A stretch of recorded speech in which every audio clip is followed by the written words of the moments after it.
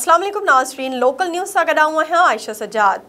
हैदराबाद के हारी कैंप में रहंदड़ समझो भील, बुढ़ो भील, उमिया कस्तूरी भील ऐं ॿियनि इलाइक़े जे बासर माण्हुनि जी नाइंसाफ़ियुनि ख़िलाफ़ हैदराबाद प्रेस क्लब साम्हूं एहतजाज कंदे चयो आहे त कैंप में रहंदड़ बासर लाली कोल्हण नानजी ऐं उन जे पुटनि संदनि जीअण जंजाल करे छॾियो आहे।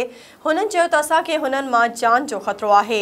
कमिश्नर हैदराबाद हारी कैंप में असां सां थींदड़ ज़ुल्म जो नोटिस वठी असां सां इंसाफ़ करे।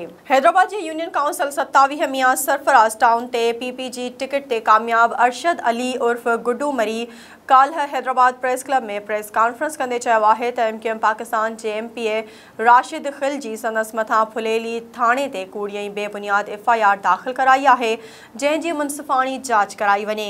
हुन चयो त PP हमेशह अवामी कमनि ते यकीन रखे थी, जॾहिं त मुख़ालिफ़ लसानी बुनियादनि ते सियासत करे सिंध ऐं मुल्क जो अमन तबाह करणु चाहिनि था।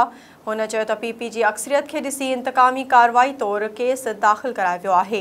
हैदराबाद जे इलाइक़े ॻोठ बहावल ज़ौर जे रहवासी पुलिस अहलकार दानिश कोराई हैदराबाद प्रेस क्लब में प्रेस कॉन्फ्रेंस कंदे चयो आहे त पुलिस खाते में हैदराबाद जे जूनियर क्लार्क वसीम ऐं उन जा साथी जेके ॾोहारी आहिनि उहे मौतमार धमकियूं ॾेई रहिया आहिनि, जॾहिं त हू मुख़्तलिफ़ ज़िलनि जे थाणनि ते घुर्बल ऐं ॾोहारी आहिनि। हुन चयो त वसीम झांझण जो जेको क्रिमिनल प्रोसिक्यूशन में जूनियर क्लार्क आहे, हुन जो वास्तो दिलशाद ऐं ॿियनि ॾोहारियुनि सां आहे, जंहिंजे करे वसीम मुसलसल मौतमार धमकियूं ॾेई रहियो आहे।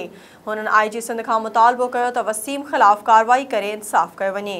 पाक फ़ौज जी हिमायत में ॾहरकी खां सवे माण्हुनि रैली कढी मीरपुर माथेलो में DHQ प्रेस क्लब पहुता। रैली में शरीक अॻवाननि पारां पाकिस्तान ज़िंदाबाद, पाक फ़ौज ज़िंदाबाद जा नारा हंया पिया।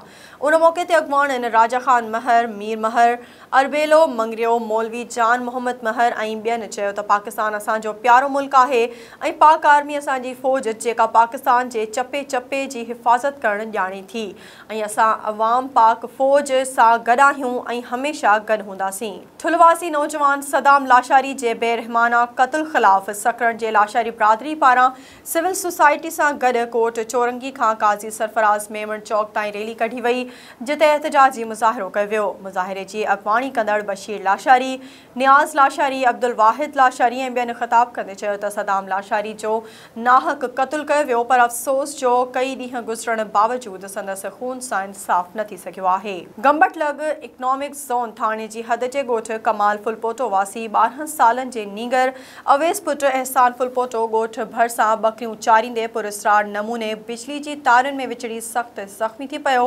जंहिंखे सिविल अस्पताल ख़ैरपुर मुंतक़िल कयो वियो। बकरियूं चारींदे 11,000 वोल्टेज तारुनि में विचड़ण सबबि सख़्त ज़ख़्मी 12 सालनि जो नीगर ज़ख़्मनि जा सूर न सही अस्पताल में फ़ौत थी वियो। गढ़ी यासीन तालके जो गवर्नमेंट प्राइमरी मोहम्मद जुड़ियल मारफाणी स्कूल 4 सालनि खां बंदि हुअण सबबि ॿारनि जी तालीम सख़्त मुतासिर थियण लॻी आहे, जॾहिं त तालीम जे ऑफिसरनि कूड़नि काग़ज़नि में स्कूल खुलियल ॼाणाए छॾियो आहे। ॻोठ मोहम्मद जुड़ियल मारफाणी जे रहवासियुनि जुड़ियल मारफाणी, मोहम्मद आचर मारफाणी, इरशाद अली मारफाणी, मोहम्मद अशरफ मारफाणी ऐं अली जान मारफाणी प्रेस क्लब में एहतजाज कंदे चयो आहे त गुज़िरियल 4 सालनि खां बंदि पियल स्कूल खोलण जी कोशिश करे रहिया आहियूं। तालका एजुकेशन ऑफिस जो अमलो मुख़्तलिफ़ हुरबा ऐं डटा ॾेई कोर्ट सगोरी ऐं आला ऑफिसरनि खे चई रहिया आहिनि त स्कूल खोले वियो आहे, पर स्कूल खुलियल नाहे। उन लाइ तालीम जो वज़ीर नोटिस वठे स्कूल खोलाए ॾिए।